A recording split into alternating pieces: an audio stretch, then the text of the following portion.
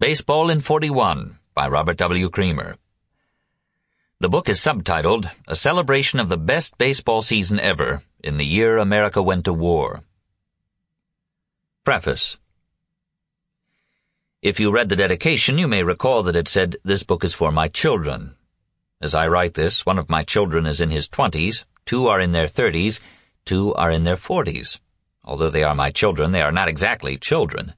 They are verging toward middle age. One has a child who has graduated from college.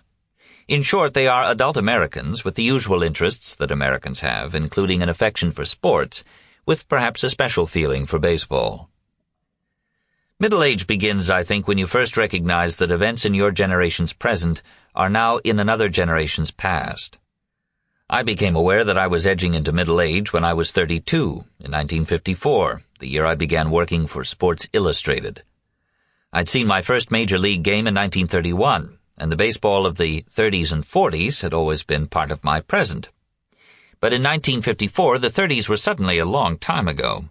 I met people on the staff, my contemporaries, I considered them, although they were 10 years younger than I, who had few, if any, memories of the years before World War II.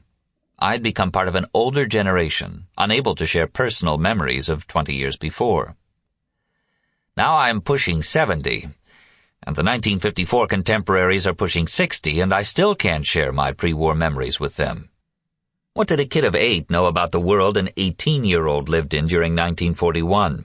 There are relatively few people out there with whom I can share memories of that vivid year.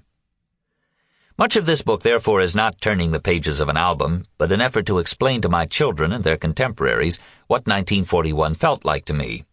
I bridle when I see current movies about the 30s and 40s that stress snap-brimmed fedoras and shiny old automobiles, as if those sum up the period. Sure, practically all men wore snap-brimmed fedoras in those days, but you didn't notice them the way you notice them in the films. Hats were just part of the background, and not an important part. I writhe, too, when I see old cars on the screen. Everyone is spanking clean, polished, gleaming with 14 coats of deep-dish crystal-clear enamel.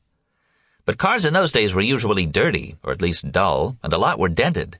It took hours of hard work washing and simonizing to get the family heap to look pretty, and then it would be only a day or so before the dirt and the dust returned.